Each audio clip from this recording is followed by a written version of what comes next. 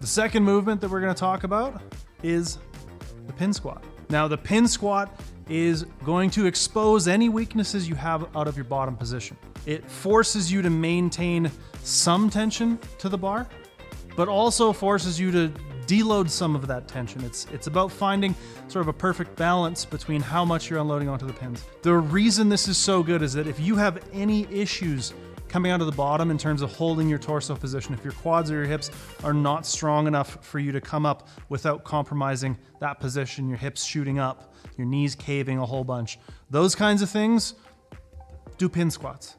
Because if you have those issues, you're gonna be terrible at pin squats, and getting better at pin squats means getting better at those positions, which should then carry over to your comp squat and make you better.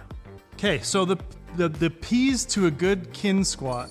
The key to good pin squats is gonna be finding the right pin height. So if you go a little bit high and your squat is a little bit high to pins, that's fine. Make sure that when you're going down to the pins, however, a lot of people will kind of keep their hips high and then fold down to meet with their trunk. We want to make sure we're getting all the same depth in the hips, reach back, and then when we come off the pins, a lot of people are going to end up getting this. They're going to start losing position because it's going to be really hard to keep your quads engaged and to stay in the position we want out of the bottom. That's where we're really going to be tested.